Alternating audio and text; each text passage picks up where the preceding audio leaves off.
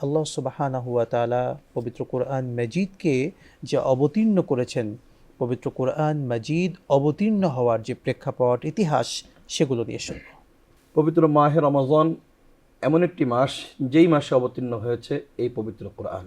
এই পবিত্র কোরআন এমন একটা প্রেক্ষাপটে রব্বে করিম প্রিয় নবী মুহাম্মদুর রাসূলুল্লাহ সাল্লাল্লাহু তাআলা আলাইহি ওয়াসাল্লামের উপর নাজিল করেছেন, যেই প্রেক্ষাপট গোটা বিশ্বে অস্থিরতা, জুলুম, অবিচার, অনাচার, পাপাচার, গোটা বিশ্ব একটা অন্ধকারে নিমজ্জিত ছিল।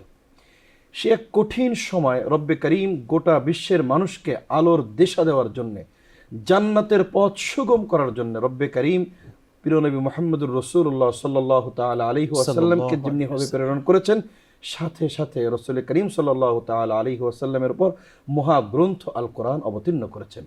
এই মহাগ্রন্থ আল কোরআন একবার অবতীর্ণ হয়েছে, সমস্ত কোরআনে কারীম একসাথে অবতীর্ণ হয়েছে, পরক্ষণে পরবর্তী সময় ধারাবাহিকভাবে অল্প অল্প করে প্রয়োজন অনুযায়ী গোটা নবুয়তের পুরোটা সময় অবতীর্ণ হয়েছে। রাসূল করিম সাল্লাল্লাহু তাআলা আলাইহি ওয়াসাল্লামের উপর সর্বপ্রথম যে আয়াতে কারীম অবতীর্ণ হয়েছে আমরা সকলেই জানি, 5টি আয়াত অবতীর্ণ হয়েছে। ইকরা বিসমি রাব্বিকাল্লাযী খলাক।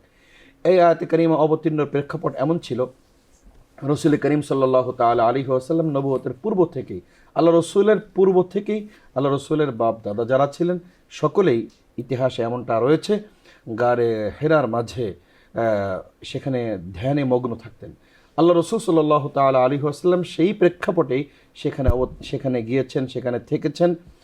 হজরতে খাদিজা রাদিয়াল্লাহু তাআলা আনহাও সাথে থেকেছেন, কিন্তু ওই গারে হেরাতে থাকেন নাই, দূরে অবস্থান করেছেন। এমন একটা প্রেক্ষাপটে যখন আল্লাহ রসুল সাল্লাল্লাহু তাআলা আলাইহি ওয়াসাল্লামের কাছে হজরতে জিবরিল আমিন আসলেন, এসে বললেন ইকরা। আল্লাহ রসুল সাল্লাল্লাহু তাআলা আলাইহি ওয়াসাল্লাম বললেন মা আনা বিকারিন, আমি পড়তে জানি না। এভাবে কয়েকবার পড়লেন, ফাআখাযানি ফাগাত্তানি, ধরলেন ছাড়লেন, ধরলেন ছাড়লেন।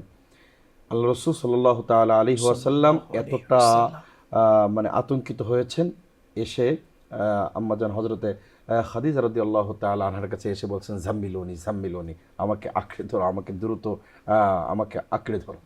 আল্লাহু আকবার। কতটা বিচলিত হয়ে আল্লাহ রসুল সাল্লাল্লাহু তাআলা আলাইহি ওয়াসাল্লাম যখন হজরতে খাদিজার কাছে এটা বললেন, হজরতে খাদিজা কয়েকটা কথা বলেছিলেন।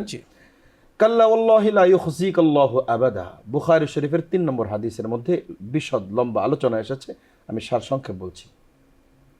হযরত খাদিজা বলেছেন কাল্লা ওয়াল্লাহি লা ইউখজিকাল্লাহু আবাদা, আল্লাহ পাক আপনাকে অপদস্থ করবেন না।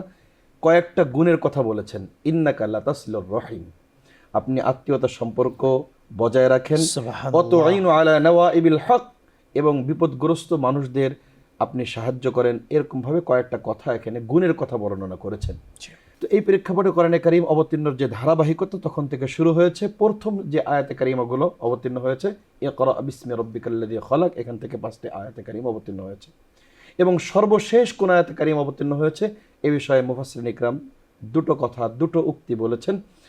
কেউ কেউ বলেছেন আল-ইয়াওমা আকমালতু লাকুম দীনাকুম ওয়া আতমামতু আলাইকুম নিয়ামাতি ওয়া রাদিতু লাকুমুল ইসলাম দীনা। তবে অধিকাংশ মুফাসসিরিন ইকরাম বলেছেন ওয়াত্তাকু ইয়াওমান তুরজাউনা ফীহি ইলাল্লাহ, ওয়াত্তাকু ইয়াওমান তুরজাউনা ফীহি ইলাল্লাহ সুম্মা তুওয়াফা কুল্লু নাফসিম মা কাসাবাত ওয়া হুম লা ইউজলামুন। এটাই হলো অবতীর্ণ হওয়ার সর্বশেষ আয়াত। তো যাই হোক, কোরআনে কারীম অবতীর্ণ এভাবে হলো।